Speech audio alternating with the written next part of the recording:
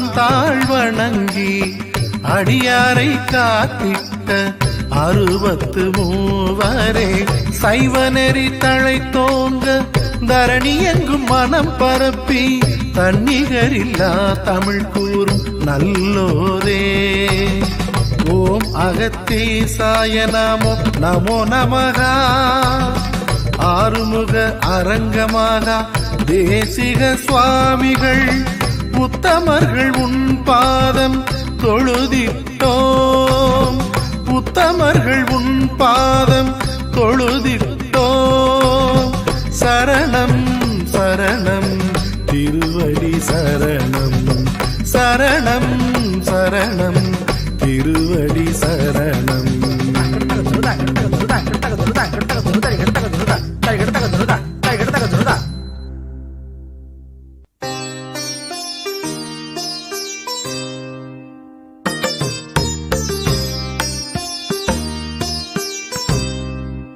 அனைவருக்கும் பணிவான வணக்கங்களை தெரிவித்துக் கொள்ளுகிறேன்.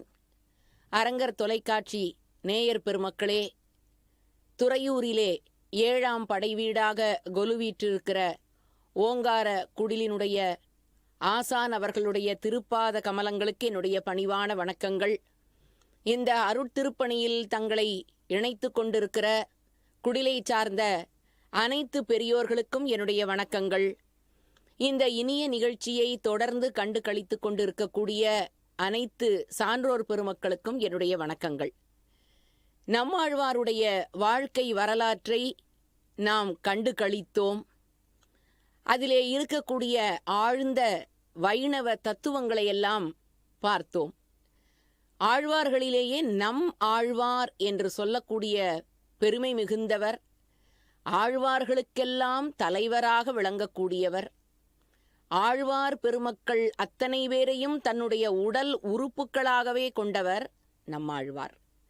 அப்படி சேனை முதலியாரினுடைய அம்சமாக இந்த மண்ணுலகத்திற்கு வந்து தான் எடுத்துக்கொண்ட பணியை மிகச் செம்மையாக செய்து பாசுரங்களையெல்லாம் எழுதி வைணவ உலகத்திற்கு ஒரு பெரிய தலைமை பொறுப்பினை ஏற்றவர் நம்மாழ்வார். ஆகவேதான் இன்றைக்கு வைணவ திருக்கோயில்களுக்கு போனால் உங்களுக்கு நன்றாக ஒன்று தெரியும். எம்பெருமானுடைய பாதத்திலே இருந்து ஜடாரி என்ற ஒன்றை எடுத்து நம்முடைய தலையிலே பட்டாச்சாரிய பெருமக்கள் வைப்பார்கள். அது என்ன என்று சொன்னால், எம்பெருமானுடைய திருவடியை அலங்கரிக்கக்கூடியது அந்த ஜடாரி. அந்த ஜடாரி என்பது சாட்சாத் நம்மாழ்வாரைத்தான் குறிக்கும். சடம் என்று சொல்லக்கூடிய காற்றை வென்ற சடகோபன் என்ற பெயரை தாங்கியிருக்கிற நம்மாழ்வாரைத்தான் வைணவ திருக்கோயில்களிலே இருக்கக்கூடிய ஸ்ரீ சடாரி என்பது குறிக்கும்.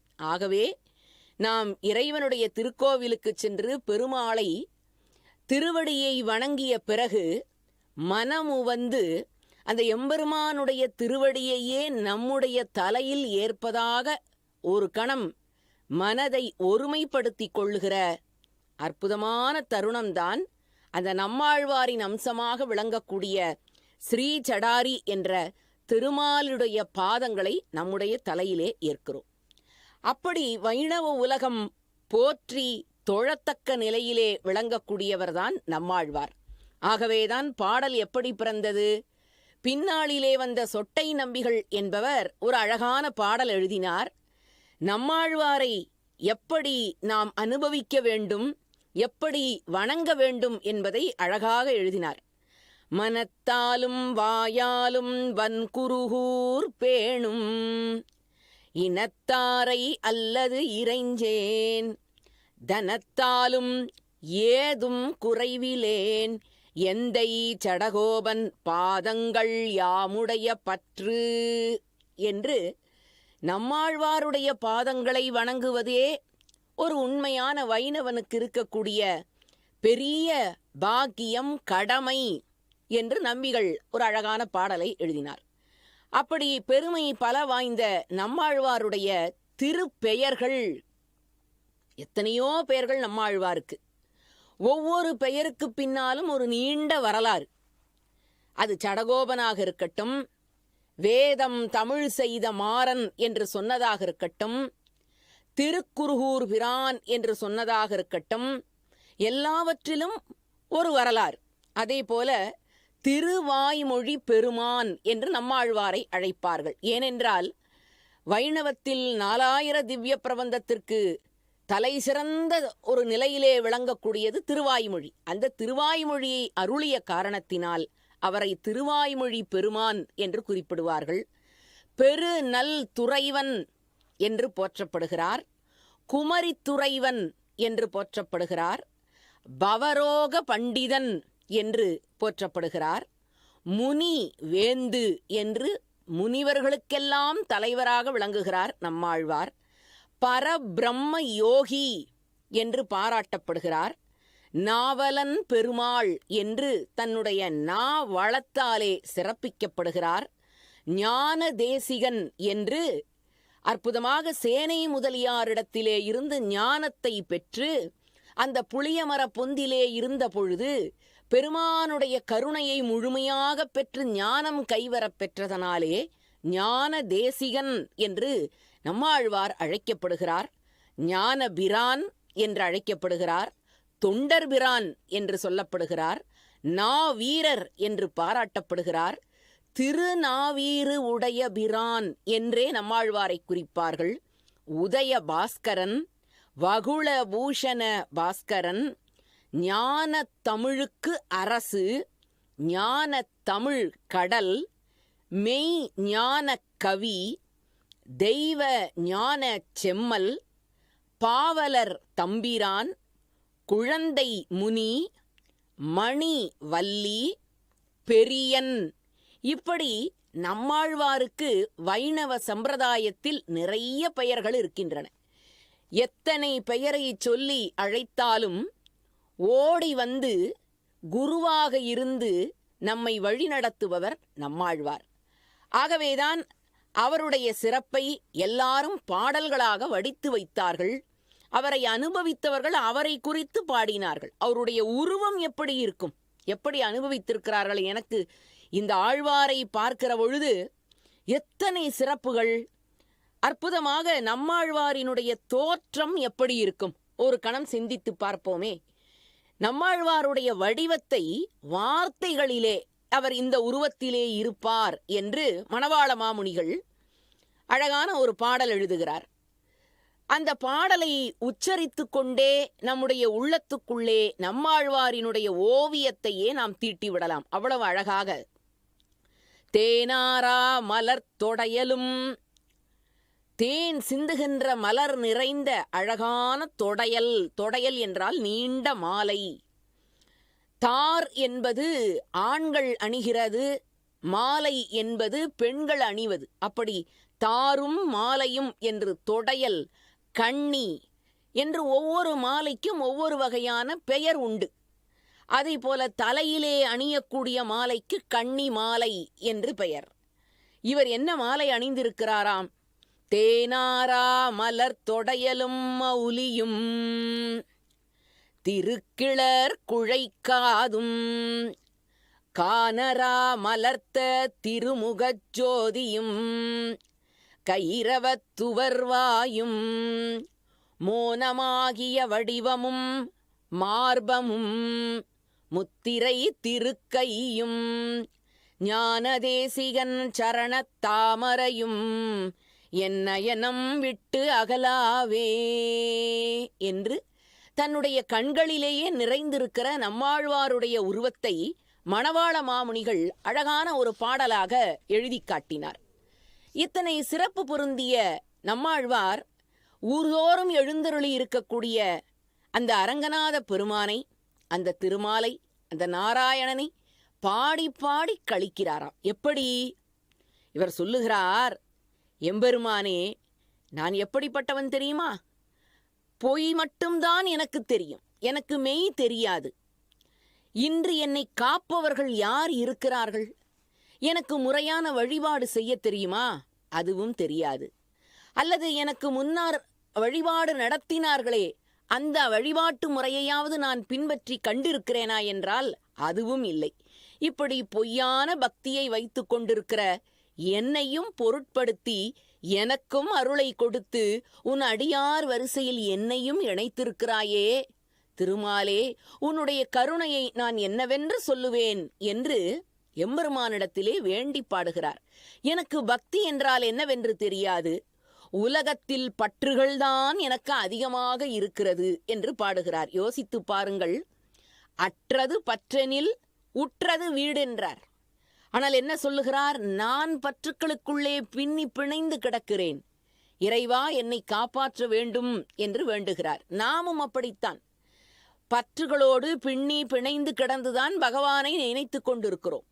எத்தனை பேர் கோவிலிலே போய் மனமுருக இறைவனை நினைக்கிறோம், வீட்டிலே பாடல்கள் பாடுகிறோம், விளக்கேற்றி வைக்கிறோம். இருந்தாலும் நம்முடைய உள்ளம் இறைவனை வணங்க வேண்டிய அந்த நேரத்திலும் ஏதேதோ சிந்தனைகளோடு தான் நாம் இருக்கிறோம்.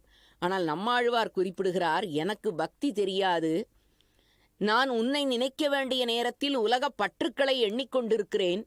ஆனாலும் கூட எம்பெருமானே, என்னை தடுத்து ஆட்கொண்டு உன்னுடைய அருளை எனக்கு கொடுத்திருக்கிறாயே என்று பாடுகிறாராம். எப்படி?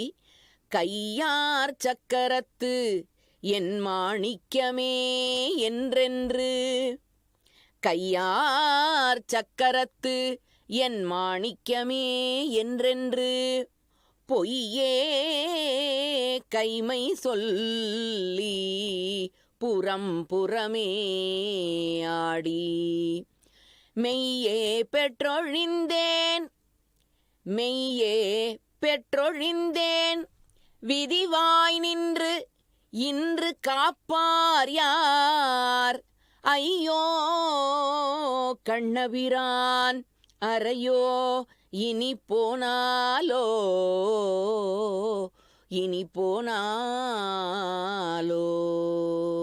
என்று தன்னை எளிமையாக்கிக் கொண்டு நம்முடைய அடியவர்களும் ஞானிகளும் ரிஷிகளும் முனிவர்களும் தன்னுடைய பூலோகத்தில் இருக்கிற மக்கள் என்ன துன்பத்தை அனுபவித்தார்களோ அதை தாம் ஏற்றுக்கொண்டு இறைவனிடத்தில் விண்ணப்பம் வைப்பதைப் போல நம்மாழ்வாரும் பக்தி தெரியாத எனக்கு உன்னுடைய அருளை தந்திருக்கிறாயே, நான் இதற்கு கைமாறி என்ன செய்யப் போகிறேன் என்று பெருமாளிடத்திலே விண்ணப்பம் கேட்பதாக பாடல் எழுதுகிறார்.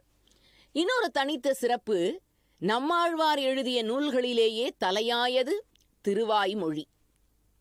அந்த திருவாய்மொழியை படித்து படித்து பின்னாளிலே வந்த ஒரு அடியார் திருவாய்மொழி நூற்றந்தாதி என்று நம்மாழ்வார் எழுதிய நூலுக்கு ஒரு நூல் எழுதினார். அதிலே அவர் எழுதிய ஒவ்வொரு பாசுரத்திற்கும் ஒவ்வொரு பதிகத்துக்கும் ஒரு நூல் எழுதத் தொடங்கினார். நம்மாழ்வாரினுடைய திருவாய்மொழியிலே இருக்கக்கூடிய ஒவ்வொரு பதிகத்திற்கும் ஒரு வெண்பா என்று 100 வெண்பாவை எழுதினார். அதற்கு பெயர்தான் திருவாய்மொழி நூற்றந்தாதி என்று மணவாள மாமுனிகள்.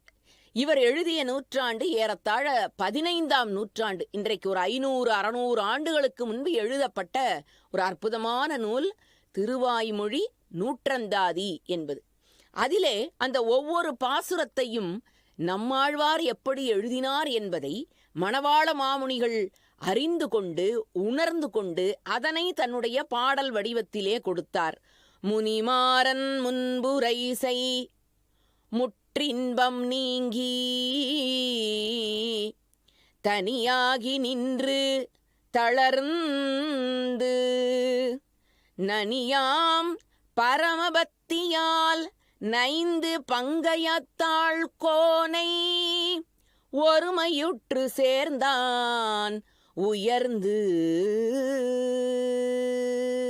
என்று அந்த நூற்றந்தாதியினுடைய பாசுரங்களினுடைய சிறப்பை நாம் எண்ணி எண்ணி பார்க்கலாம். அப்படி ஆண்டவனை குறித்து ஒரு ஆழ்வார் பாசுரம் செய்ய, அந்த ஆழ்வார் எழுதிய பாசுரத்தை குறித்து ஒருவர் பாடல் இயற்ற, இது ஒரு நீண்ட தொடர்ந்த பரம்பரையாக வைணவத்தினுடைய தலையாய சிறப்பு மிகுந்த ஆழ்வார் ஆச்சாரியார் என்று சொல்லக்கூடிய பரம்பரையாக வைணவத்தில் இன்று வரையிலே வளர்ந்திருக்கிறது. ஆகவேதான் நம்மாழ்வாரை வைத்து வணங்கி குருவாக ஏற்றுக்கொண்டு பாடல்களை இசைத்த மணவாள மாமுனிகளை பின்னாளிலே வந்தவர்கள் எப்படி வாழ்த்தினார்கள் தெரியுமா? அவர் இல்லை என்று சொன்னார், நம்மாழ்வாரை அனுபவிக்க இயலாது என்ற காரணத்தினால் எழுதினார்கள். அடியார்கள் வாழ, அரங்கர் நகர் வாழ்க, சடகோபன் தன் தமிழ் நூல் வாழ, கடல் சூழ்ந்த மண்ணுலகம் வாழ, மணவாள மாமுனியே இன்னும் ஒரு நூற்றாண்டு இரு என்று, இன்னும் ஒரு நூற்றாண்டுக்கு மணவாள மாமுனிகள் இருந்து நம்மாழ்வாருடைய பெருமைகளை இந்த உலகத்திற்கு எடுத்துச் சொல்ல வேண்டும் என்று பின்னாளிலே வந்தவர்கள் மிக அழகாக பாடினார்கள். அத்தனை சிறப்பும் நம்மாழ்வாருடைய பாசுரங்களுக்கு இருக்கிறது. பெரியோர்களே, தமிழினுடைய பெருமைகளை, தமிழினுடைய மரபுகளை, தமிழ் மொழிக்கே இருக்கக்கூடிய சில சிறப்புகளை நம்மாழ்வாருடைய பாசுரங்களில் நாம் காண முடியும். எப்படி? ஒரு கருத்துண்டு. சங்க இலக்கியங்களை படித்தவர்கள், தமிழை நன்கு அறிந்தவர்களுக்கு தெரியும், மடலூர்தல் என்று ஒரு கருத்து. இது என்னவென்றால், ஒரு தலைவனும் ஒரு தலைவியும் ஒருவருக்கொருவர் விரும்புவதாகவும், ஆனால் அந்த தலைவன் தலைவியை பெற முடியாத காலத்தில் இவள் இல்லை என்றால் என்னால் உயிர் வாழ முடியாது என்பதை வெளி உலகத்திற்கு தெரியப்படுத்தி அதன் மூலமாக அவளை அடைதல் என்று நம்முடைய முன்னோர்கள் அதற்கு விளக்கம் தருகிறார்கள். அதற்கு பெயர் மடலூர்தல் என்று பெயர்.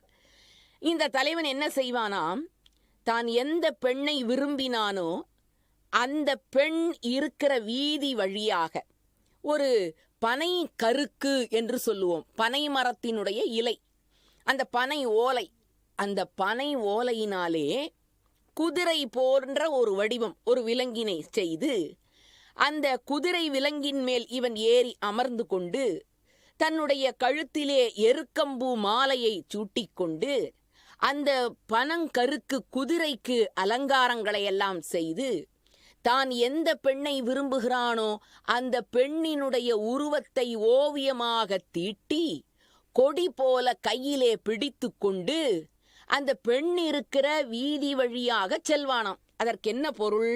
நான் இந்த பெண்ணை விரும்புகிறேன், ஆனால் இந்த பெண் என்னை திருமணம் செய்து கொள்ள ஒத்துக்கொண்டவள் மறுக்கிறாள், ஆகவே நான் மடலூறுகிறேன் என்று அங்கே இருக்கிறவர்கள் அத்தனை பேருக்கும் அதனை வெளிப்படுத்துவதற்காக. இதை அறிந்த ஊரார் அந்த பெண்ணுக்கும் அந்த பெண்ணை பெற்றவர்களுக்கும் அறிவுரைகளை சொல்லி அவர்களை இணைத்து வைப்பார்கள் என்பது அன்றைக்கு ஒரு மரபு. இது மடலூர்தல் என்று அழைக்கப்பட்டது. பெரும்பாலும் ஆண்கள்தான் இப்படி மடலூறுவதாக சொல்லுவார்கள். அதுவும் மடல் ஏறியதற்கு நமக்கு சான்றுகள் இல்லை. ஆனால் பாருங்கள், ஒரு பெண்ணாக இருக்கிறவள் மடலூறுவதாக ஒரு அருமையான பாசுரத்தை நம்மாழ்வார் எழுதியிருக்கிறார். திருமாலை தன்னுடைய தலைவனாகவும் நம்மாழ்வார் தன்னை தலைவியாகவும் மாற்றிக்கொண்டு மடல் ஊர்வேன் என்று பாடியதாக பாசுரம் வருகிறது. எனக்கு தெரிய முதலாக மடலூர்தல் என்பதை இலக்கியத்திலே அறிமுகப்படுத்தியது நம்மாழ்வார். பிறகு திருமங்கையாழ்வார் பின்னாளிலே வந்து அதனை விரித்து பாடல்களாக ஆற்றுகிறார். அப்படி ஒரு பெண்ணினுடைய மன உணர்வை புரிந்து கொண்டு பராங்குச நாயகியாக இருந்து நம்மாழ்வார் இறைவனை அனுபவித்த பாடல்கள் அழகொழுக அமைந்திருக்கின்றன. அந்த பாடல்கள் அனைத்தும் எப்படி?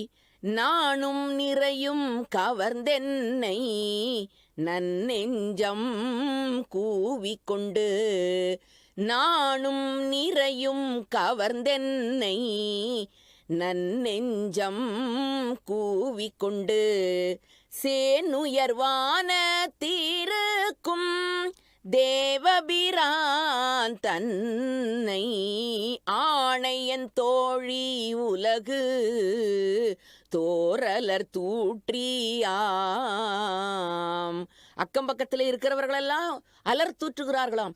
இந்த பெண் அந்த திருமாலை வணங்குகிறாளாமே, அவள் மடலூரப் போகிறாளாமே என்றெல்லாம் பேசிக்கொள்ளுகிறார்களாம். ஆணையன் தோழி உலகு தோரலர் தூற்றியாம். கோனைகள் செய்து குதிரி யாமடல் ஊர்துமே. பனங்கருக்காலே குதிரை செய்து நான் மடலூர்ந்தே காட்டுவேன் என்று ஒரு பெண் புரட்சிகரமாக, ஆண்களே மடலூர்தலுக்கு யோசிக்கிற காலத்தில் நான் மடலூர்வேன், அந்த திருமாலை அடைந்தே தீருவேன் என்ற வைராக்கியம், அது நம்மாழ்வாருடைய உள்ளத்துக்குள்ளே இருந்த காரணத்தினாலே அது அகப்பாடலாகவும் விரிகிறது. அப்படி அகப்பாசுரங்களையும் எழுதியிருக்கிறார். பெரியோர்களே, அவராலே மங்களாசாசனம் செய்யப்பட்ட வைணவ திருத்தலங்கள் ஏறத்தாழ 36 திருத்தலங்களை அவர் பாடியிருக்கிறார். அவர் வாழ்ந்த காலம் மிக மிக குறைவு, 40 வயது கூட இல்லாமல் 36 வயதிலேயே திருநாடு அடைந்தார். இறைவனுடைய முழுமையான அருளை பெற்று மோட்சம் பெற்றவர். ஆனால் தான் வாழ்ந்த காலத்தில் 36 திருத்தலங்களை மங்களாசாசனம் செய்திருக்கிறார். எத்தனை திருத்தலங்கள்! நான் 1-2 திருத்தலங்களை உங்களோடு பகிர்ந்து கொள்ள விரும்புகிறேன். வாய்ப்பு கிடைக்கிறவர்கள் இந்த கோவில்களுக்கெல்லாம் செல்லுங்கள். செல்லுகிற பொழுது அவசியம் குழந்தைகளை அழைத்து செல்லுங்கள். அங்கே சொல்லப்படுகிற செய்திகள் அவையெல்லாம் காலம் காலமாக நம்மாலே பதிவு செய்யப்பட்டு பின்பற்றப்பட வேண்டிய அற்புதமானவை. அப்படித்தான் இன்றைக்கு நாம் முதலிலே போக இருக்கிற திருத்தலம் நம்மாழ்வாரால் மங்களாசாசனம் செய்யப்பட்ட அற்புதமான திருத்தலம், தஞ்சை மாவட்டத்தை அழகுபடுத்தி கொண்டிருக்கிற கோவிலடி என்ற ஊர். ஒரு சிறிய கிராமமாக இன்றைக்கு இருக்கிறது. அன்றைக்கு மிகச்சிறந்த ஒரு திருத்தலமாக அப்பக்குடத்தான் சன்னதி என்று சொல்லக்கூடிய அளவிற்கு எம்பெருமான் எழுந்தருளி இருக்கக்கூடியது அந்த கோவிலடி. மூலவருக்கு பெயர் அப்பக்குடத்தான். அவருடைய தலைமாட்டிலேயே அப்பக்குடம் வைத்திருப்பார்களாம். அப்பங்களை அடுக்கி நைவேத்தியம் செய்து அந்த குடம் அவர் தலைமாட்டில் இருக்குமா. அப்பக்குடத்தான் என்று பெயர். உற்சவமூர்த்திக்கு அப்பாலரங்கநாதர் என்று பெயர். ஏனென்றால் ஸ்ரீரங்கத்திற்கும் இந்த கோவிலடிக்கும் கொஞ்சம் காவிரி மட்டும்தான் பிரிக்கிறது. காவிரிக்கு அப்பால் அவர் இருக்கிறார், இவர் இப்பால் இருக்கிறார். ஆகவே அப்பாலரங்கநாதர் என்று அந்த உற்சவமூர்த்தியை அழைக்கிறார்கள். அதே போல அங்கு இருக்கக்கூடிய திருத்தாயாருக்கு இந்திராதேவி என்று பெயர். இத்தனை சிறப்புகள் பல பொருந்திய அந்த ஊருக்கு ஒரு பெரிய வரலாறு சொல்லுகிறார்கள். அங்கே உபமன்யு என்று ஒரு அரசன் இருந்தானாம். அவன் ஒரு முறை தன் நிலை மறந்து ஒரு சிறு தவறு செய்து விட்டான். துர்வாச முனிவருடைய சாபத்தை பெற்றான். துர்வாச முனிவரின் சாபத்தை பெற்ற காரணத்தினால் தன்னுடைய செல்வங்களை எல்லாம் இழந்தான். அவனுடைய செம்மாந்த வாழ்க்கையும் போனது. ஓடிப்போய் துர்வாசருடைய காலிலே விழுந்து வணங்குகிறான், மன்னிப்பு வேண்டுகிறான். அப்பொழுது துர்வாசர் என்ன சொன்னார் தெரியுமா? நீ என்னுடைய சாபத்திலே இருந்து மீள வேண்டுமென்றால், இழந்த செல்வங்களையெல்லாம் நீ மீண்டும் பெற வேண்டுமென்றால், நீ செய்ய வேண்டிய ஒரே வேலை அன்னதானம் செய்ய வேண்டும். அதுவும் எப்படி? 1,00,000 பேருக்கு நீ அன்னதானம் செய்ய வேண்டும். அப்படி செய்தாய் என்றால் நீ இழந்த செல்வங்களையெல்லாம் மீண்டும் பெறுவாய், இழந்த பெருமைகளையெல்லாம் மீண்டும் பெற்று மன்னனாவாய் என்கிறார். யோசித்து பாருங்கள், ஒரு அன்னதானத்திற்கு எவ்வளவு சிறப்பு இருக்கிறது. அது 1,00,000 பேருக்கு உணவு கொடுத்தாலே அத்தனை சிறப்புகள் என்று துர்வாச முனிவரே சொல்லி இருக்கிறார் என்றால், நம்முடைய ஆசான் அனுதினமும் எத்தனை பேருக்கு உணவு வழங்கச் சொல்லுகிறார். அவருடைய ஆயுளில் எத்தனை பேருக்கு உணவு வழங்கி இருக்கிறார். இன்னமும் ஓங்காரக்குடில் எழிலார எழும்பி நின்று எத்தனை மக்களுக்கு வயிற்று பசியை தீர்த்து கொண்டிருக்கிறது. இவர்களெல்லாம் எவ்வளவு புண்ணியம் செய்தவர்கள். இவர்களை வணங்கினாலே நமக்கு புண்ணியம் வரும் என்று சொல்லுகிற அளவிற்கு அன்னதானத்திற்கு அவ்வளவு சிறப்பு இருக்கிறது. உபமன்யு மன்னனும் துர்வாச முனிவர் சொன்னதை கேட்டவுடன் மிகவும் மகிழ்ந்தான். அப்படியே ஆகட்டும் சுவாமி என்று முடிவெடுத்தவன் என்ன செய்தான் தெரியுமா? ஒரு அரண்மனையை அங்கே கட்டிவிட்டான். தன்னுடைய சோழ மண்டலத்து அரண்மனையை விட்டுவிட்டு அங்கே இருக்கக்கூடிய கோவிலடியிலே அப்பால ரங்கநாதர் சன்னதி இருக்கக்கூடிய அந்த இடத்திற்கு பக்கத்தில் ஒரு பெரிய அரண்மனையை கட்டி அனுதினமும் அன்னதானம், யார் வருகிறார்களோ அவர்களுக்கு அன்னத்தை வாரி வாரி வழங்கி கொண்டிருந்தார். அப்பொழுது திருமால் என்ன செய்தார்? தான் ஒரு அந்தணரை போல வடிவெடுத்து கொண்டு வந்து அந்த ஊரிலே யார் உணவு தருகிறார்கள் என்று கேட்டுக்கொண்டு அங்கே மன்னன் தருகிற அந்த அன்னதானத்திலே பெருமாளும் வந்து நின்றாராம். நின்றவர் சும்மா இல்லை, எனக்கு அப்பம் வேண்டும் என்று கேட்டாராம் மன்னனிடத்தில். மன்னனும் நிறைய அப்பங்களை செய்து அவருக்கு வழங்கினானாம். ஆகவேதான் அப்பங்களை குடத்திலே இட்டு அவருக்கு கொடுத்த காரணத்தினால் அப்பக்குடத்தான் என்று பெருமாள் அழைக்கப்படுகிறார். அவருடைய தலைப்பக்கத்திலே அப்பக்குடம் இருப்பது போல அழகிய ஒரு தோற்றத்தை நம்மால் இன்றைக்கும் பாட முடிகிறது. இந்த திருக்கோவிலுக்கு என்ன சிறப்பு என்று கேட்டால், இந்த திருக்கோவிலிலேதான் நம்மாழ்வார் இறுதியாக பாசுரத்தை பாடுகிறார். இந்த திருக்கோவிலிலே இருக்கக்கூடிய அப்பால ரெங்கநாதர் என்று சொல்லக்கூடிய அப்பக்குடத்தானை பாடி மகிழ்ந்து கசிந்து கண்ணீர் உருகிய பிறகுதான் அவர் மோட்சத்திற்கு அடைகிறார். அப்படிப்பட்ட தனித்த சிறப்பு இந்த கோயிலுக்கு இருக்கிற காரணத்தினால் இந்த அப்பக்குடத்தான் சன்னதியிலே இருக்கிற இறைவனை சென்று வணங்குகிறவர்கள் மரண பயம் இல்லாமல் வாழ்க்கையிலே வாழ்வார்கள். பெரியோர்களே, மரணத்தை கண்டு பயம் என்று நாம் சொல்லுகிறோம். உண்மையில் மரணத்திற்காக நாம் பயப்பட போவது தேவையில்லாத ஒன்று. ஏன் தெரியுமா? மரணம் என்று சொல்லப்படுவது வருகிற வரையில் நாம் உயிரோடு இருக்க போகிறோம். மரணம் என்ற ஒன்று வந்து விட்டால் நம்முடைய உடம்பை விட்டு உயிர் போய்விடப் போகிறது. பிறகு இந்த உடம்பு இன்பத்தை அனுபவிக்குமா துன்பத்தை அனுபவிக்குமா அதை பற்றி கவலை இல்லை. ஆனாலும் நாம் ஏன் மரணத்திற்காக அஞ்சுகிறோம்? கொஞ்சம் யோசித்து பாருங்கள். மரண வேளையில் நம்முடைய உடல் படுகிற துன்பங்கள், சொல்ல முடியாத சில நிலைகளை நாம் அனுபவிக்கிறோம். அதுவும் இன்றைக்கெல்லாம் மருத்துவமனைக்கு சென்று விட்டோம் என்று சொன்னால் உடல்நிலை சரியில்லை என்று கடைசி காலகட்டத்திலே அது மிகவும் வேதனைக்குரிய ஒன்றாக போய்விடுகிறது. சிறைச்சாலைக்கு செல்வதை விட கொடுமையானது மருத்துவச்சாலை என்று சொல்லுகிற நிலைமைக்கு நாம் போய்விட்டோம்.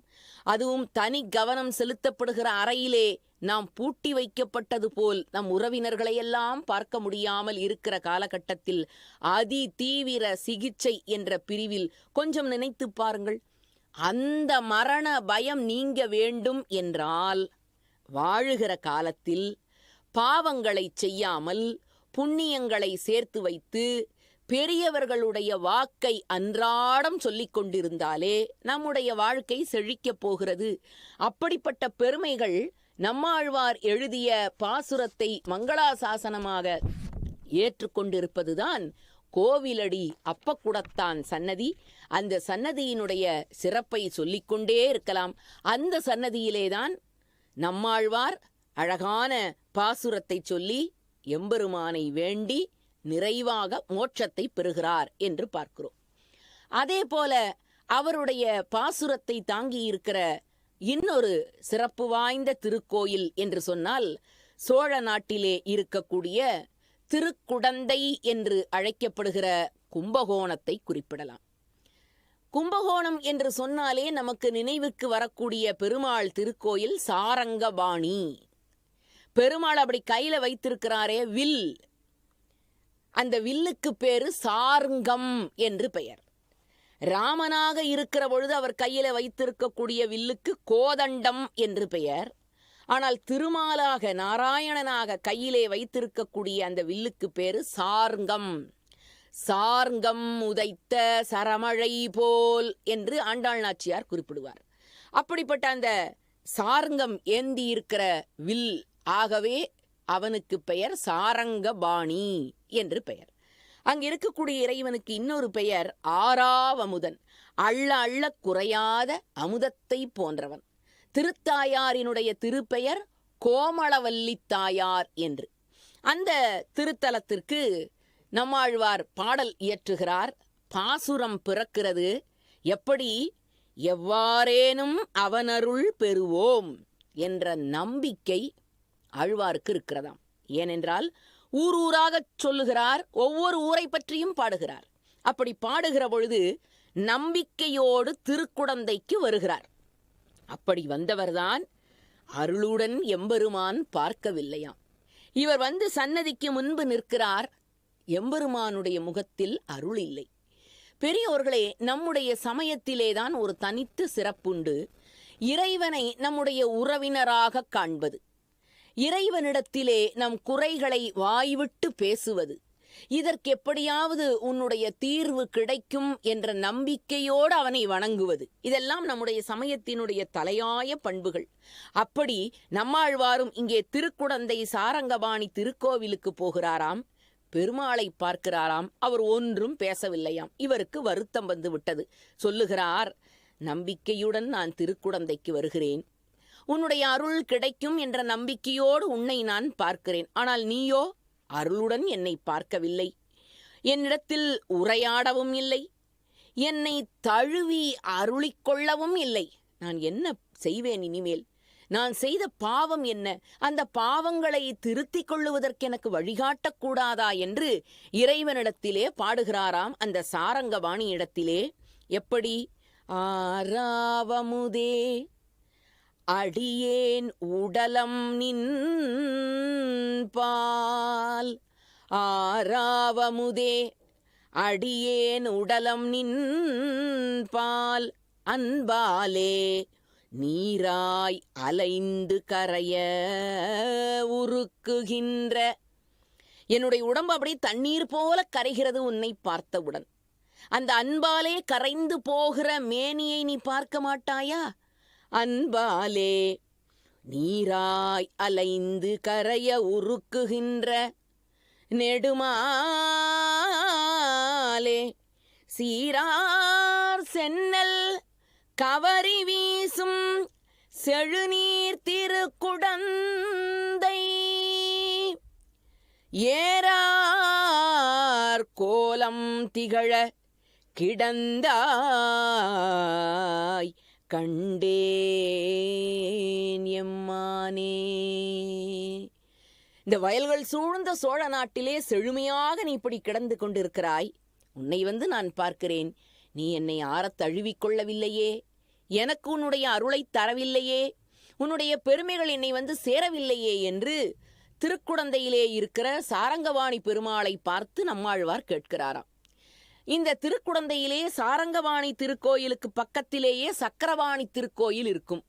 சாரங்கபாணியும் சக்கரபாணியும் அண்ணன் தம்பிகள் என்று உறவு முறை சொல்லுகிற பழக்கமும் நம்மிடத்திலே உண்டு. ஆகவேதான் இந்த அற்புதமான பாடலை யார் கேட்கிறார் என்று சொன்னால், திருக்குடந்தையிலே இங்கே நம்மாழ்வார் பாடிய இந்த பாடல்களை எல்லாம் பின்னாளிலே வந்த நாதமுனிகள் கேட்கிறார். அவருக்கு மகிழ்ச்சி. ஆஹா, இந்த ஒரு பாடலே இவ்வளவு சிறப்பாக இருக்கிறது என்றால் நம்மாழ்வார் எழுதிய அத்தனை பாடல்களும் நமக்கு கிடைத்தால் எப்படி இருக்கும்? அது மட்டுமா, ஆழ்வார் பெருமக்கள் எழுதிய பாசுரங்களை எல்லாம் தொகுக்க வேண்டும் என்ற சிந்தனை நாதமுனிகளுக்கு இந்த பாசுரத்தை கேட்டவுடன் நினைவுக்கு வருகிறதாம். ஆகவே அவரும் அற்புதமாக பாடல்களை எல்லாம் தொகுத்து 4000 திவ்ய பிரபந்தம் என்று அழைக்கக்கூடிய வைணவத்தினுடைய புதையலான சொத்தை தொகுப்பதற்குரிய முயற்சியை இந்த திருத்தலத்திலே இருந்து நாதமுனிகள் தொடங்கினார் என்று வரலாறு நமக்கு கூறுகிறது. ஆகவே வாய்ப்பு கிடைத்தால் அவசியம் திருக்குடந்தையிலே இருக்கிற சாரங்கவாணி திருக்கோயிலுக்கு சென்று வாருங்கள். அந்த கோவிலினுடைய அமைப்பே ஒரு தனித்த சிறப்பு. ஏனென்றால் அந்த கோமளவல்லி தாயாரை மணம் முடிக்க வேண்டும். யார்? அந்த இறைவனாக இருக்கிற ஆறாவமுதன், அங்கு இருக்கக்கூடிய சாரங்கபாணி. அப்படி இந்த கோமளவல்லி தாயாரை மணம் முடிப்பதற்காக தேரிலே வருகிறாராம் சாரங்கபாணி. வந்தவர் அப்படியே தேர்கோலத்திலேயே நின்று விட்டாராம் கோயிலில். அந்த கோவிலும் அற்புதமாக அந்த பெருமாள் சன்னதி இன்றைக்கும் தேர் சக்கரங்களுடன் அமைக்கப்பட்டிருக்கிறது. அது மட்டும் சிறப்பல்ல, 11 பாசுரங்களை நம்மாழ்வார் பாடியிருக்கிறார். 11 நிலை ராஜகோபுரத்தோடு அந்த திருக்குடந்தையிலே நம்மை வா வா என்று அழைக்கக்கூடிய கோலத்தோடு அங்கே சாரங்கபாணி பெருமாள் வீற்றிருக்கிறார். ஆகவே எம்பெருமான் கோமளவல்லி தாயாரை திருமணம் செய்து கொண்டு அருள்பாலிக்கின்ற அற்புதமான அந்த சாரங்கபாணி திருக்கோயிலை பார்க்கிறார் நம்மாழ்வார். எம்பெருமானை தன்னுடைய பாடல்களாலே அலங்கரித்து பூஜிக்கிறார். இன்னும் பல திருத்தலங்களை எல்லாம் அவர் கடந்து கொண்டே போகிறார். அப்படி போகிற பொழுது அடுத்ததாக அவர் சென்ற ஒரு அற்புதமான திருக்கோயில், அதே சோழ நாட்டை வளப்படுத்தி கொண்டு இருக்கக்கூடிய ஒரு ஊர் ஒப்பிலியப்பன் திருக்கோயில் என்பதாகும். இன்றைக்கு ஒப்பு ஒருவர் இல்லாதவன் என்று சொல்லக்கூடியதை மருவி உப்பிலியப்பன் என்று நாம் சொல்லிக் கொண்டிருக்கிறோம். அதற்கு ஒரு கதை வேறு நாம் சேர்த்து விட்டோம். இது உண்மையா என்பது தெரியவில்லை. ஆனாலும் கூட திருவிண்ணகர் என்று அழைக்கப்படக்கூடிய சிறப்பு இந்த ஒப்பிலியப்பன் திருக்கோயிலுக்கு அமைந்திருக்கிறது. இங்கு இருக்கக்கூடிய இறைவனை திருவிண்ணகர் அப்பன் என்று குறிப்பது நம்முடைய வழக்கமாக இருக்கிறது. புராணத்தில் என்ன சொல்லுகிறார்கள்? மார்க்கண்டேய மகரிஷி என்பவர், அவருக்கு ஒரு முறை இந்த பூமி தேவியே மகளாக பிறந்தாளாம். அப்படி தனக்கு பிறந்த அந்த பூமி தேவியை மிகச் செம்மையாக இவர் வளர்த்து வருகிறார். தன் பெண்ணை உயிரினும் மேலாக கருதி வளர்த்து கொண்டு வருகிறார். அந்த பெண்ணோ, திருமாலைத்தான் நான் திருமணம் செய்து கொள்வேன், வேறொருவரையும் திருமணம் செய்து கொள்ள மாட்டேன் என்கிறாள். அப்பொழுது பெருமாள் இந்த பெண்ணை திருமணம் செய்து கொள்ள வேண்டும் என்பதற்காக முறையாக மார்க்கண்டேய மகரிஷியிடத்திலே வந்து பெண் கேட்கிறாராம். அப்பொழுது அந்த பெண் மிகச் சிறுமி, 5 வயதோ 10 வயதோ சிறுமியாக இருக்கிறாள். ஆகவே மார்க்கண்டேய மகரிஷி சொன்னாளாம், என்னுடைய மகள் மிகச் சிறியவள், அவளுக்கு சமையலெல்லாம் செய்ய தெரியாது, உணவில் எப்படி உப்பு போட வேண்டும் என்று தெரியாது, உப்பு போடாமலே கூட உணவை சமைத்து விடுவாள், தாங்கள் ஏற்றுக்கொள்ளுவீரா என்றாளாம். அதற்கு திருமால் சொன்னார், உன் மகள் தன் கையால் உணவு தயாரித்து மனைவியாக இருந்து எனக்கு தருகிறாள் என்று சொன்னால், உப்பில்லை என்று சொன்னாலும் நான் அதை முழுமனதோடு ஏற்றுக்கொள்வேன், அது எனக்கு பெரும் சுவையாக இருக்கும் என்று திருமால் சொன்னாராம். ஆகவேதான் இன்றைக்கும் உப்பில்லாமலேயே உணவு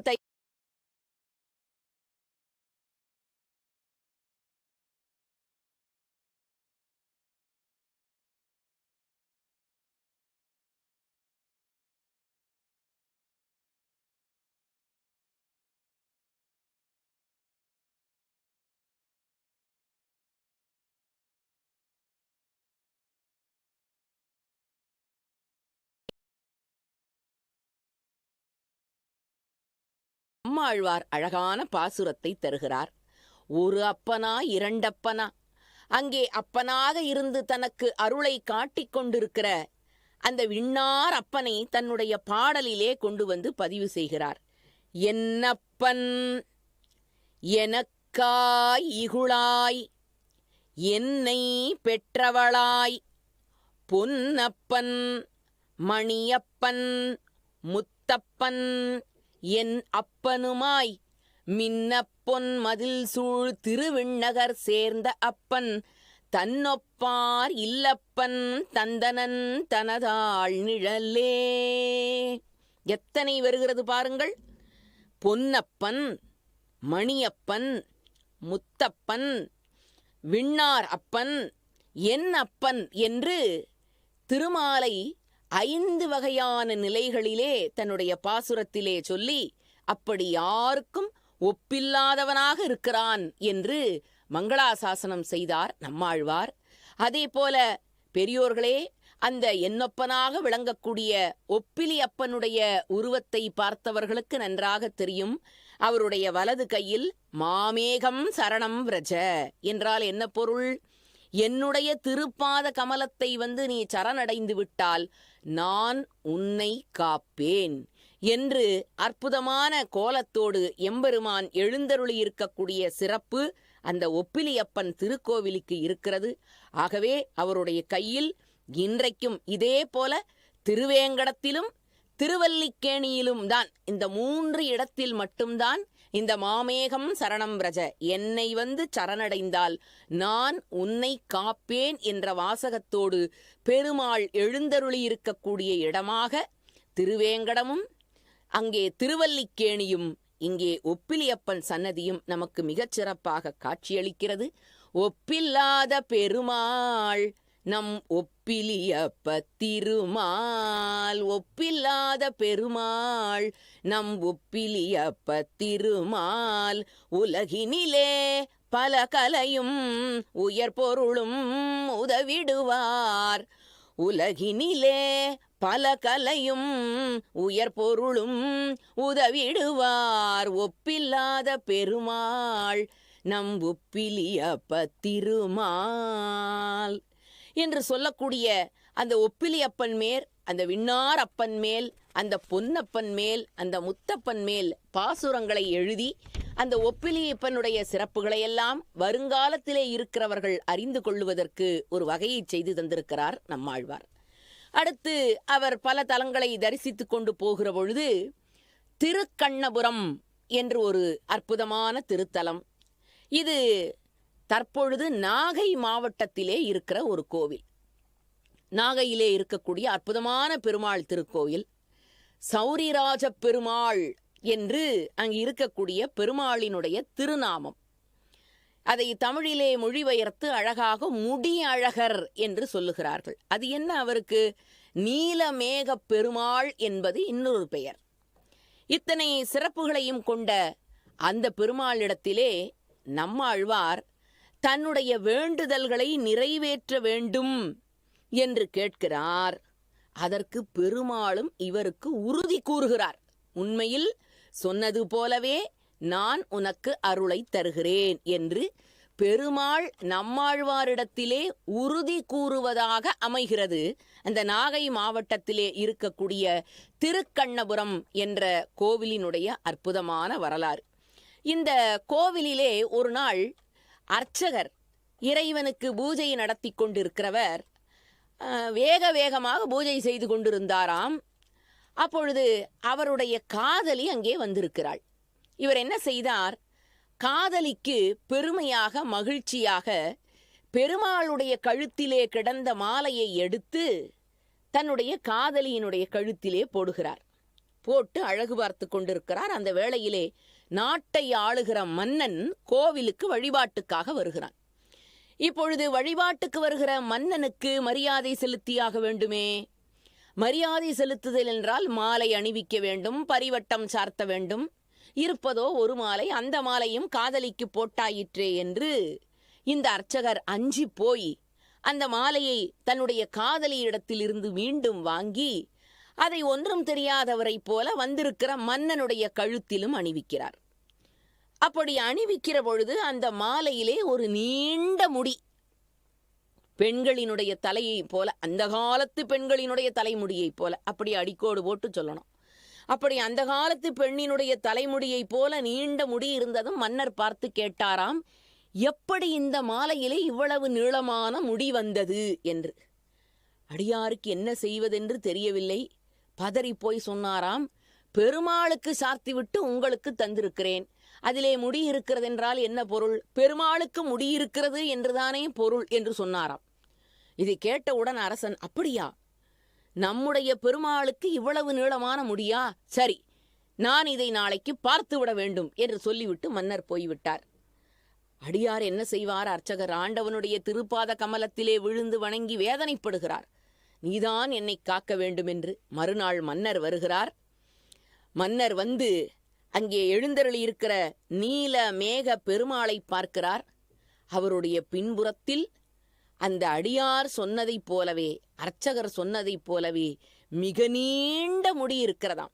சௌரி என்று சொல்லக்கூடிய மிக நீளமான முடி இருப்பதை பார்த்து மன்னன் தன்னுடைய தவறை ஒத்துக்கொண்டு அந்த அடியாரை தண்டிக்காமல் விட்டார் என்பது அந்த கோவிலினுடைய வரலாறு. ஆகவே அந்த பெருமாளுக்கு சௌரிராஜ பெருமாள், முடியழகர், நீலமேகப் பெருமாள் என்றெல்லாம் பாராட்டப்படத்தகுந்த சிறப்பு அந்த திருக்கண்ணபுரத்திலே இருக்கக்கூடிய பெருமாளுக்கு இருக்கிறது. அந்த திருக்கண்ணபுரத்து பெருமாளை நம்மாழ்வார் தரிசிக்கிறாராம். பாடல் பிறக்கிறது. அன்றாடும் துன்பத்திலே சிக்கி தவித்து கொண்டிருக்கிற நமக்கு ஒரு அருமருந்து போல இருக்கிறது இந்த பாடல். இல்லை அல்லல் எனக்கேல் இனி என் குறை, அல்லி மாதர் அமரும் திருமார்பினன், கல்லில் ஏய்ந்த மதில் சூழ் திருக்கண்ணபுரம், சொல்ல நாளும் துயர்படு சாராவே என்று அந்த கண்ணபுரத்திலே இருக்கக்கூடிய பெருமாளை பார்த்து மங்களாசாசனம் செய்து வைத்தாராம். அத்தனை சிறப்பு பொருந்தியது இந்த திருக்கோவிலிலே. இன்றைக்கும் அமாவாசை அன்று உச்சிகால வேளையில் பெருமாள், ராமனாக இருந்த பெருமாள் வீடணனுக்காக அப்படி ராமனை போல நடந்து காட்டிய அந்த நிகழ்ச்சியை இன்றைக்கும் அந்த கோயிலிலே நடத்தி கொண்டிருக்கிறார்கள்.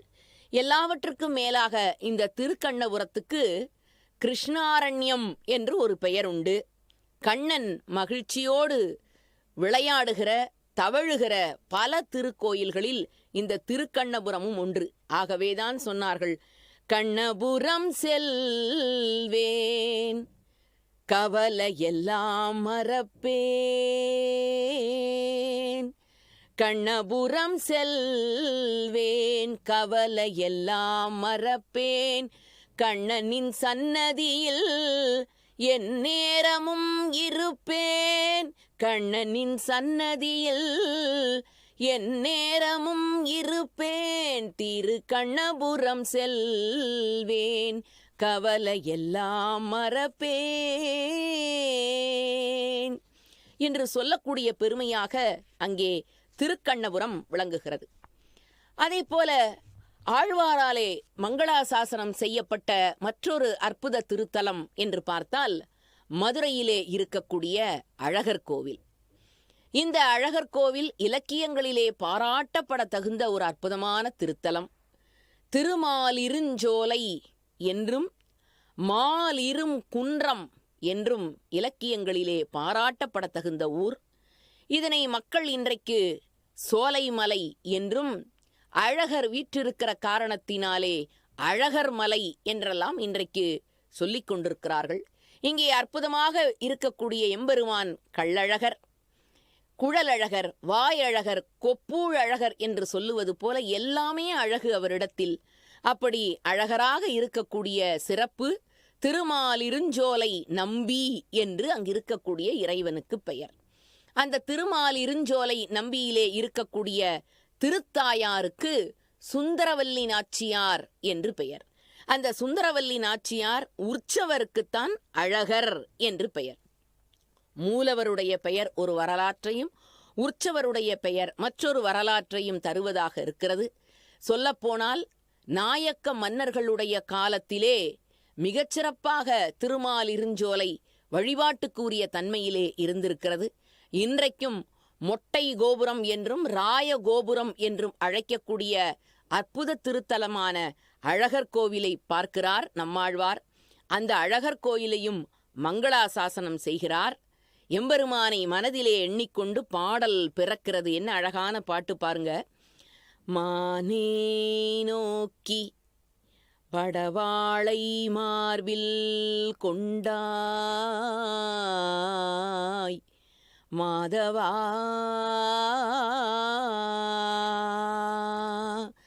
மானே நோக்கி மடவாளை மார்பில் கொண்டாய் மாதவா, கூனே சிதைய உண்டை வில் நிலத்தில் தெரித்தாய் கோவிந்தா. நமக்கு வரலாறு நன்றாக தெரியும். ராமாயணத்தில் ராமன்தான் கூனியினுடைய முதுகில் உண்டை வில் எறிந்தான். அவளுடைய வளைந்திருக்கிற கூன் முதுகிலே தன்னுடைய வில்லாலே மண்ணுருண்டையை செய்து எய்தவன் யார்? ராமன்.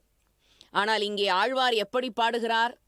கூனே சிதைய உண்டை வில் நிலத்தில் தெரித்தாய் கோவிந்தா. ஸ்ரீராமான்னு தான் பாடியிருக்கணும். ஏன்னா இந்த வேலையை செய்தவர் யார்? ராமன். செய்த வேலையை செய்த ராமனை குறிப்பிடாமல் யாரை குறிப்பிடுகிறார்? கோவிந்தா என்று அதை கண்ணன் மேல் தூக்கி போடுகிறார். ஏன் தெரியுமோ? இந்த மாதிரி அடுத்தவரை துன்புறுத்துகிற பணியை எல்லாம் ராமன் செய்ய மாட்டாராம். அதனால நம்மாழ்வாருக்கு என்ன தோன்றுகிறது? வார்த்தையாலே கூட மற்றவர்களுக்கு துன்பம் தராதவன் அல்லவா ஸ்ரீராமன். ஆகவே அவன் செய்த அந்த கூனி மீது உண்டை வில்லை விட்டு எறிந்த அந்த விளையாட்டை, இந்த மாதிரி குறும்பு வேலையெல்லாம் நம்ம கண்ணன்தான் பண்ணுவான்னு பாடலிலே எப்படி போடுகிறார்? கூனே சிதைய உண்டை வில் நிலத்தில் தெரித்தாய் கோவிந்தா என்று போட்டார். வானார் சோதி மணிவண்ணா மதுசூதா நீ அருளாய் உன் தேனே மலரும் திருப்பாதம் சேருமாறு வினையானே என்று அந்த கள்ளழகர் எழுந்தருளியிருக்கிற திருமாலிருஞ்சோலையை நம்மாழ்வார் பாடி பாடி கழிக்கிறாராம், மங்களாசாசனம் செய்கிறார். திருமாலினுடைய மிக முக்கியமான கல்யாண குணங்களிலே ஆழங்கால் பட்ட ஆழ்வார் பெருமக்கள் சரணாகதி தத்துவத்தை தான் எல்லா பாடல்களிலும் வலியுறுத்துகிறார்கள். இறைவனிடத்தில் முழுமையாக நம்மை ஒப்படைப்பது, இது நமக்கு உண்டா? இல்லை. காரணம், நாம் எல்லாம் சாதாரண ஆத்மாக்கள். அன்றாடம் பல பாவங்களையும் அந்த பாவங்களுக்கு இணையான புண்ணியங்களையும் செய்து கொண்டிருக்கிறோம். ஆகவே சொல்லப்போனால் புண்ணியங்களை காட்டிலும் பாவக்கணக்கு அதிகமாகிக் கொண்டிருக்கிறது. ஆனால் இறைவனிடத்தில் முழுமையாக அவனுடைய பாதத்தில் சரணாகதி என்று தன்னை ஒப்படைத்துவிட்டு அவன் பார்த்து கொள்ளுவான் என்று எல்லாவற்றையும் அவனுக்காக செய்கிற மனப்பக்குவம் நமக்கு வருகிறதா என்றால் இல்லை. எப்படி நமக்கு பெருமை வந்தது, வெற்றி வந்தது என்று சொன்னால் அது என்னால் விளைந்தது என்று சொல்லிக் கொள்வோம். ஆனால் அதுவே ஒரு தோல்வி வந்ததென்றால், துன்பம் வந்ததென்றால் அதனை இறைவனுடைய திருப்பாதத்திற்கு விட்டு விடுவது என்பது நம்முடைய இயல்பாகவே போகிறது. இதைத்தான் சரணாகதி தத்துவத்திலே குறிப்பிட்டார்கள். வைணவத்தில் எல்லாவற்றையும் அவனிடத்திலே விட்டுவிடு. அது நன்மையாக இருக்கட்டும், தீமையாக இருக்கட்டும், பலனை எதிர்பார்க்காதே. உன் கடமை எதுவோ அதை செய். அந்த கடமைக்கு உரிய பலன் உன்னை தேடிக்கொண்டு வரும். தெய்வம் மடிதட்டுத்தான் முந்துரும் என்று சொல்லுவார் வள்ளுவப் பேராசான். குடி செய்வல் என்னும் ஒருவர்க்கு தெய்வம் மடிதட்டுத்தான் முன்றும். அப்படின்னா என்ன பொருள்? எவன் ஒருவன் அவன் குடும்பத்துக்கு உரிய கடமைகளை, ஒரு தந்தையாக இருந்தால் அதற்குரிய கடமை, ஒரு தாயாக இருந்தால் அவளுக்குரிய கடமை, ஒரு பிள்ளையாக இருந்தால் அவனுக்குரிய கடமை என்று குடும்பத்திலே இருக்கிற உறுப்பினர்கள் அவரவர்களுக்குரிய கடமையை உணர்ந்து கொண்டு செயல்பட்டால், அப்படி செயல்பட்டவர்களுக்கு அருள் செய்வதற்காக ஆண்டவன் மிக விரைவாக தன்னுடைய மடியை தட்டி கொண்டு புறப்பட்டு வருவானாம். அப்படிப்பட்ட சிறப்பு. அப்படி என்றால் நீங்கள் கொஞ்சம் அவனை நினைத்தாலே போதும், அவனுடைய பாதத்திலே சரணாகதி என்று போய் சேர்ந்தால் உங்களை முழுமையாக ஆட்கொள்ள அவன் தயாராக இருக்கிறான். ஆகவேதான் நம்மாழ்வார் எப்படி எழுதினார்? முனியே, நான் முகனே, முக்கண்ணப்பா, என் பொல்லா கனிவாய் தாமரை கண் கரு மாணிக்கமே, என் கள்வா, தனியேன் ஆருயிரே, என் தலை மிசையால் வந்திட்டு இனி நான் போகல் ஒட்டேன், ஒன்றும் மாயம் செய்யேல் என்னையே. இன்னமே நான் உன்னை விட்டு போக மாட்டேன். உன்னை நான் இறுகப் பற்றி கொண்டேன். உன்னுடைய பாதார விந்தத்திலே என்னுடைய பாதத்தை வைத்து விட்டேன். ஆகவே இனிமேல் எனக்கு என்ன பாவங்கள் வரப்போகிறது? இனிமேல் எனக்கு என்ன நன்மைகள் வரப்போகிறது? அது பாவமாக இருந்தாலும் புண்ணியமாக இருந்தாலும் உன்னாலே எனக்கு கிடைக்கப் போகிறது என்பதை நினைக்கும் பொழுது மெத்த மகிழ்ச்சியாக இருக்கிறது.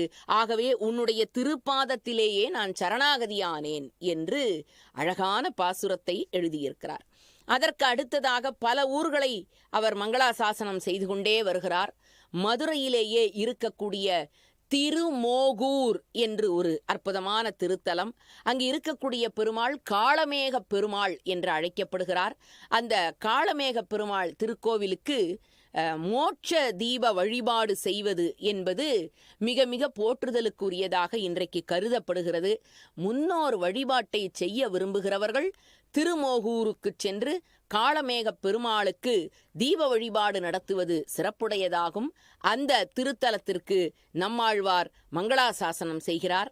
அதற்கு அடுத்ததாக ஸ்ரீவரமங்கை என்று சொல்லக்கூடிய அந்த வானமாமலை, அந்த வானமாமலை தான் தோன்றிய இடத்திற்கு அருகிலே இருக்கிற திருநெல்வேலியிலே இருக்கக்கூடிய ஒரு அற்புதமான திருத்தலம். அங்கு இருக்கக்கூடிய அந்த நாங்குநேரி பெருமாளை வணங்குகிறார். தோதாத்ரிநாதன் என்று பாராட்டப்படுபவன் ஸ்ரீவரமங்கை என்று அந்த திருத்தாயார் அழைக்கப்படுகிறார். அங்கு இருக்கக்கூடிய அற்புதமான பாசுரங்களை எல்லாம் நாம் பார்க்கிறோம். அதனை தாண்டி ஒவ்வொரு ஊராக வருகிறார். அப்படி வந்து எல்லா ஊர்களிலும் இருக்கக்கூடிய ஏறத்தாழ 36 தலங்களினுடைய பெருமாளை, அங்கிருக்கக்கூடிய திருக்கோவிலை மங்களாசாசனம் செய்து பெருமைப்படுத்துகிறார். இப்படி எல்லா இடங்களுக்கும் வருகிற இவருக்கு ஸ்ரீரங்கத்திலே மோட்ச உற்சவம் இன்றைக்கும் நடைபெற்று கொண்டிருக்கிறது. தலையாய ஊர் என்று வைணவத்திலே கோயில் என்று அழைக்கப்படுகிற பெருமை பொருந்தியது ஸ்ரீரங்கம் திருத்தலம். காவிரி சூழ்பொழில் சோலைகள் நடுவினில் கருமணி துயில்கின்றது. காவிரி சூழ்பொழில் சோலைகள் நடுவினில் கருமணி துயில்கின்றது. கண்ணனின் நித்திரை வண்ணங்கள் காட்டிடும் ஸ்ரீரங்கம் தெரிகின்றது. ஸ்ரீரங்கம் தெரிகின்றது. இன்றைக்கும் மார்கழி மாதத்தில் திரு அத்தியன உற்சவம் என்று அழைக்கப்படுகிற வைகுண்ட ஏகாதசி பெருவிழா மிகச்சிறப்பாக ஸ்ரீரங்கத்தில் நடைபெற்று கொண்டிருக்கிறது. இந்த உற்சவம் நடைபெறுவதே நம்மாழ்வாருக்காகத்தான் என்று பெரியவர்கள் சொல்லுவார்கள். அதிலே முதல் நாள் தொடங்கி 1ஆம் நாள் தொடங்கி 10 நாட்கள் பகல் 10 என்று அந்த திருவிழா அழைக்கப்பட்டு 11ஆவது நாள் வைகுண்ட ஏகாதசியாக அன்று தொடங்கி அடுத்த 10 நாளைக்கு ராப்பத்து என்று 20 நாட்கள் அந்த திருவிழா மிகச்சிறப்பாக கொண்டாடப்படுகிறது. வைகுண்ட ஏகாதசி பெருவிழாவிலே மிக முக்கியமான சிறப்பு வாய்ந்த ஒன்று பரமபத வாசல் என்று சொல்லப்படுகிற சொர்க்கவாசல் திறப்பு என்பதுதான். இந்த சொர்க்கவாசல் திறப்பு என்பது சாதாரண மக்களுக்கு ஏதோ கதவு திறந்தது, நாம் வெளியிலே வந்தோம் என்ற உணர்வோடு வருகிறார்கள். ஆனால் உண்மையில் சொல்லப்போனால் பற்றுக்களையெல்லாம் விட்டு ஒழித்து பெருமாள் ஒருவனையே தன்னுடைய உள்ளத்துக்குள்ளே எண்ணிக்கொண்டிருக்கிற ஒரு ஸ்ரீ வைஷ்ணவனுக்கு பெயர் முமுட்சு என்று.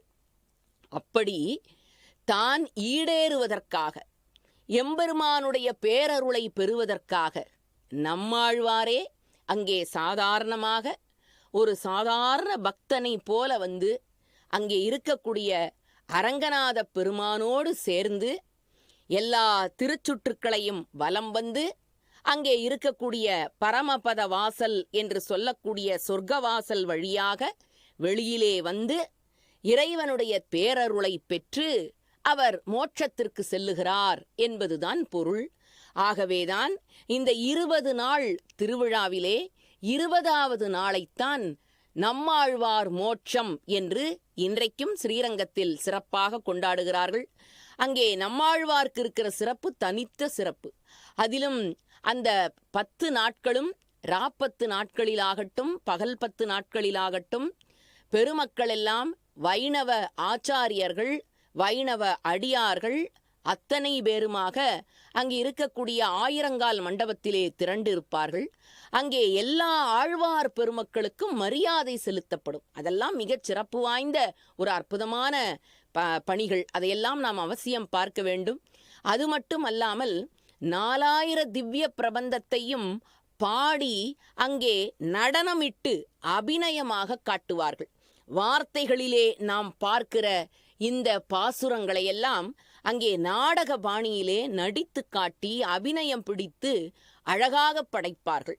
அப்படி செய்கிறவர்களுக்கு பெயர் அரையர் என்று பெயர். அவர்கள் சாதிக்கிற அந்த நிகழ்ச்சிக்கு பெயர் அரையர் சேவை என்று பெயர். அங்கே நம்மாழ்வாருக்குத்தான் மிகப்பெரிய மரியாதைகள் நடத்தப்படும். அவரை அமர வைத்து திருவாய்மொழி தொடங்கி எல்லா பாசுரங்களையும் சொல்லி அந்த 20 நாட்களும் அதை திருமால் செவிசாய்த்து நெஞ்சார குளிர்ந்து கேட்டு தன்னுடைய பக்தர்களுக்கு அருளை தருகிறார். இறுதியிலே நம்மாழ்வாருக்கு மோட்சம் கிடைக்கிறது என்று நம்மாழ்வார் மோட்சத்தோடுதான் வைகுண்ட ஏகாதசி பெருவிழா என்பதே நிறைவடைகிறது. இன்னும் சொல்லப்போனால் இலக்கிய ரீதியாக இருக்கட்டும், நம்மாழ்வார் எழுதிய பாசுரங்கள் பின்னாளிலே அது எங்கே பொருள் புரியாமல் போய்விடுமோ என்பதற்காக பல அடியார்களும் அதற்கு உரை எழுதியிருக்கிறார்கள். அதனை ஈடு என்று நாம் குறிப்பிடுவோம். ஈடு செய்ய முடியாத உரை, அதனாலே அதற்கு பேர் ஈடு என்றே வைத்தார்கள். அந்த ஒவ்வொரு பாசுரத்திற்கும் அழகழகாக விளக்கங்கள் பிறந்திருக்கின்றன. இப்படிப்பட்ட உரையே ஒரு தனி இலக்கியமாக வளர்ந்தது என்பது வைணவத்திலே நம்மாழ்வாருடைய பாசுரங்களுக்கு மட்டும்தான் அந்த ஈடு என்ற உரை. அதிலே ஒரு கருத்து வரும் பாருங்கள். இந்த ஒரு வீட்டிலே ஒருவர் இறந்து விட்டார் என்று சொன்னால் எல்லாரும் சேர்ந்து அழுகிறோம். ஒரு மனிதனுடைய ஒரு பிறவி முடிந்து விட்டது என்பதற்காக எல்லாரும் வருத்தப்படுகிறோம். அதற்கு அந்த ஈட்டிலே ஒரு அழகான ஓமை சொல்லப்பட்டிருக்கும். ஒரு தாய் என்ன செய்கிறாளாம், தன்னுடைய இடது மார்பிலே தன்னுடைய குழந்தைக்கு பால் தருகிறாள். அந்த குழந்தை முட்ட முட்ட குடித்து விட்டது, வயிறு நிரம்பவில்லை. ஆனால் அதற்காக அந்த குழந்தை என்ன செய்கிறாள், தன் வலது மார்பிற்கு மாற்றுகிறாளாம் அந்த குழந்தைக்கு பால் கொடுப்பதற்காக. ஆனால் இந்த குழந்தை என்ன செய்கிறது, இடது மார்பிலே இருந்து வலது மார்பிற்கு மாற்றுவதற்குள்ளாக அந்த குழந்தை வீல் என்று கத்துகிறது. ஏன், எங்கே தனக்கு பால் கொடுக்காமல் விட்டு விடுவாளோ, தன்னுடைய பசிக்கு உணவு கிடைக்காமல் போய்விடுமோ என்று இடது மார்பிலிருந்து வலது மார்பிற்கு குழந்தையை மாற்றுவதற்குள் அந்த குழந்தை அழுகிறதே.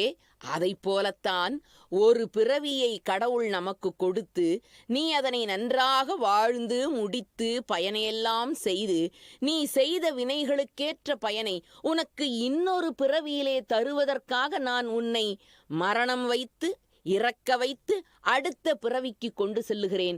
அதற்குள் அந்த குழந்தை அழுவதைப் போல நீயும் இப்படி மரணத்திற்காக அழுகிறாயே, ஒரு பிறவியை முடித்து இன்னொரு பிறவிக்கு போகிறாய் என்பது போல என்று விளக்கம் தருவார்கள். அப்படி இறைவனுடைய பேரருள் நமக்கு இருந்துவிட்டது என்று சொன்னால் எவ்வளவு பெரிய துன்பங்களையும் எளிமையாக நாம் சமாளித்துவிட முடியும் என்பதைத்தான் இந்த ஈடு உரைகள், நம்மாழ்வார் எழுதிய பாசுரங்களுக்கான ஈடு உரைகள் நமக்கு கற்றுத்தருகிற பெரிய பாடம். ஆகவேதான் பெரியோர்களே நம்மாழ்வாருடைய வாழ்க்கையை சொல்லுவார்கள். தொடக்க காலத்திலே பேசாமல் இருந்து அசையாமல் இருந்து ஒரு புளிய மரத்தினுடைய பொந்தையே தன்னுடைய வாசஸ்தலமாக கொண்டிருந்தவர், வாழ்க்கையிலே மிக பெரிய இடத்திலே வைணவ ஆச்சாரிய பெருமக்களுக்கு தலைவராக, ஆழ்வார் ஆதியார்களுக்கு தலைவராக, எம்பெருமானுடைய அணுக்கராக இருந்து, சேனை முதலியாருடைய அம்சமாக இருந்து இந்த உலகத்தை கட்டி காத்த சிறப்பு அவருக்கு இருக்கிறது என்று சொன்னால் அந்த நம்மாழ்வாருடைய வாழ்க்கை நமக்கு பெரிய பாடமாக இருக்கிறது. எம்பெருமானை சரணாகதி என்ற தத்துவத்தின் அடிப்படையிலே அணுகுகிறவர்களுக்கு எல்லா பலனும் கிடைக்கும் என்பதைத்தான் நம்மாழ்வாருடைய வாழ்க்கையும் நம்மாழ்வாரினுடைய வாக்கும் நமக்கு தந்திருக்கிறது என்பதை பார்க்கிற பொழுது, அதையெல்லாம் அனுபவித்ததனால்தான் அப்பிள்ளை நம்மாழ்வாரை குறித்து இப்படி எழுதினார். திருக்குறுகை பெருமாள் தன் திருத்தாள்கள் வாழியே, திருவான திருமுகத்து செவ்வி என்றும் வாழியே, இருக்கும் மொழி என் நெஞ்சில் தேக்கினான் வாழியே, எந்தை எதிராஜர்க்கு இறைவனார் வாழியே, கருக்குழியில் புகாவண்ணம் காத்தருள்வான் வாழியே, காசினி இல்லாரியனாய் காட்டினான் வாழியே, வருத்தமர வந்தென்னை வாழ்வித்தான் வாழியே, மதுர கவி தம்பிரான் வாழி வாழி வாழியே, வாழி வாழி வாழியே